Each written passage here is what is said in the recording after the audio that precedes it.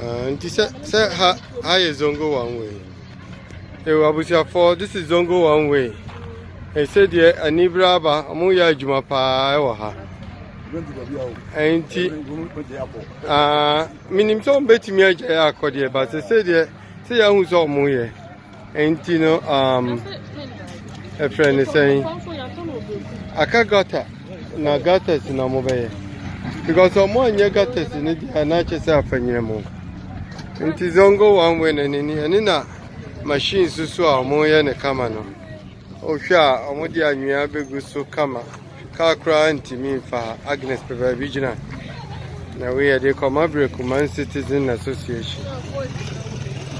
And Jesus said, and Nibraba Amoya Jumapa Anyagro Mugu Sudden Ding Anti Moma and Paibo Munyading. That you move to me a year before the end of the year. Anti Yawaha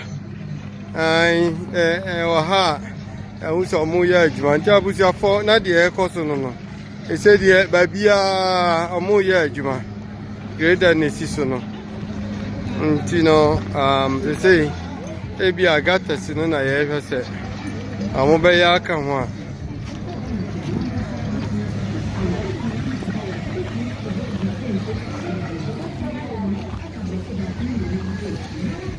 Again, yeah, this is Zongo one way.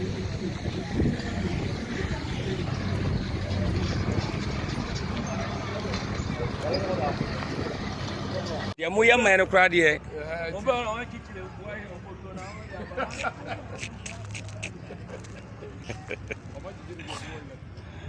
Okay.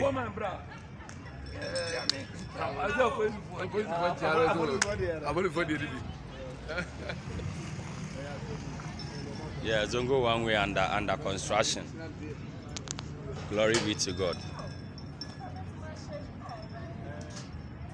Zongo one way.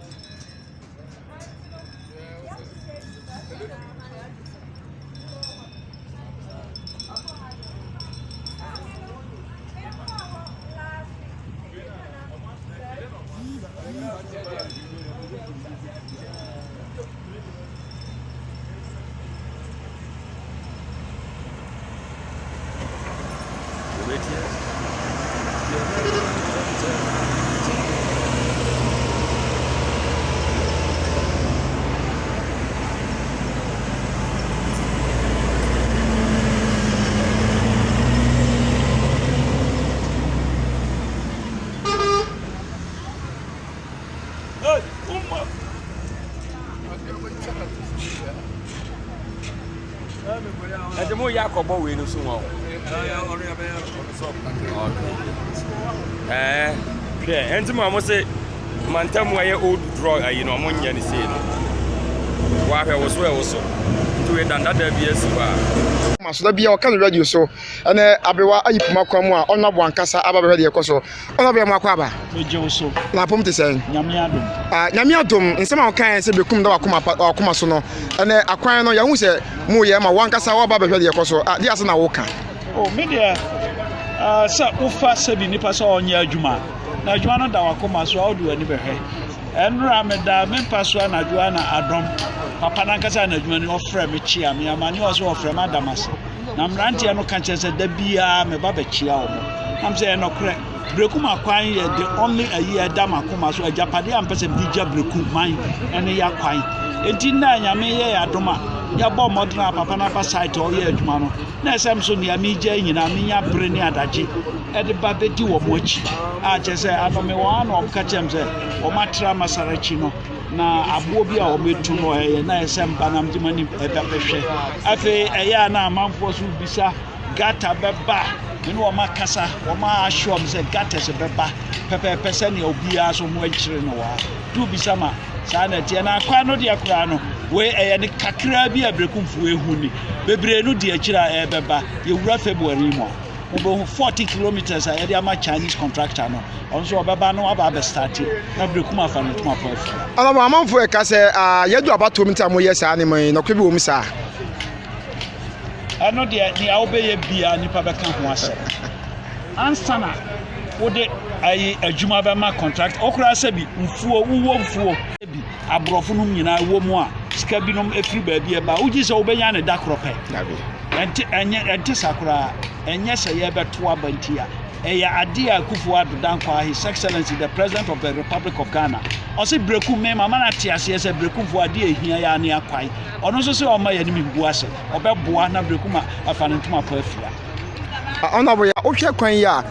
odi wani sisi a sika be potin se mpa na ewum e pa cho sika sam de mama se me ba be bu nkonta akirati me be ka sika sam bia sika sam no between the contractor and the abai so me dia ne say ye ba be ya adwuma but the sika sam no de enye no ho asem na me honorable Berekum fo afisha pasa ma be ka to Berekum fo nyina say medikan ya ma omo afisha padada ba ne amesra ne say Mr. Twede ampo Nyankopon nhira ema obi bia Berekum ne bia se nyame ento wo nkwam ema wo hu se ne Berekum besi aye na fe mesra se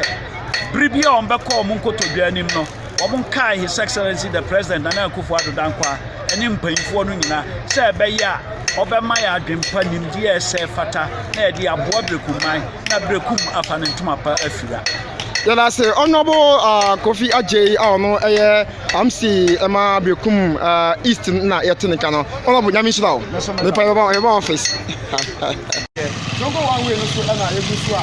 me ka say no omo cha mo a ye bi nsu awata so fefe etu a wo hwe mo bia no nsem a honorable MC kan no ana mo gusu a omo eyo no esi a me ka say ye ni so ba no so ama kwan no ayete no futo no aso ate yonti si mo anteso nyemi satimamufo no nyemi so mo sesi adi so gusu no ten ana omo sina de Berekum be de ye man ba ko wasne sa me ko ma me nchen na ye ni komo owo me pa cho etisen pa cho ye o anyame adom abewa ipuma kwan mu kwan ye gusu ayeye e de na mo woni agesa me say zongo kwan de me customer ni nye ya na me boa e bi se mfe bebre ni ne ba hye ye bosta ye nya ni pa ma ni kwan na me ti afi dia be de grade asisha be ya ma ye de ka se ni jinzongo ane e bo bia ni age zongo pa anto owo me se ye fili wie na se me ka se ya mfa ko tala ngusu a wani beje ene de mani anye mo di ko tala gusu ma ya ne ne ya ngusa adu eno ko ade be bo ma ba so pa ti e bo mpa ye enti o hwede ko ya kwan hwe ada ho be mfi be se ni ye be bre bla be wo me zongo be to sa me ko tala gusu da so wo fi adu nu ba ko tala gusu da be wo me zongo ha ya fie wo ya ano me maame ni mpompa na maame kasa ise ye wo na ache kwan yi dia ada ha ache papa kwakudu apenso ana wo nyame atom omuguso omu yibe hade fo no ba na mo eba obi apese okasa na ye mo bi akasa makomako eti no sa na akwasi anote wani me ba yesi a o hwede ekoso na kwan no a na omuguso a omu eye ho adwuma no zongo one way no a na omuguso omu eye no tema mo fo no bebire e wo ha no mo a omu nyina hwede ekoso no we central mosque no pe ana akwasi mi budu a me hwede eguso eko etu hwasa na sa na ho nsem no enso etie nyame adawo ma omuguso a omu eye de mbetimu bia Twede no na eguso a eye adwuma no tamufo no bebire e wo ha no mo hwede egusu a eko a eno yewese no eno e de egusu eko Berekum puntuo na Berekum kan kontima awiai ye ni abra ye nam eti Berekum adawo ma ena yewo no me no kasa no sede honorable Dr. Twim kwabnani amaka ye no 4 km we no muguso mo yenti we ezogo one way no na omo ye no a ohu anasa na ho nsem no enso te kwasi no te wani ye melamase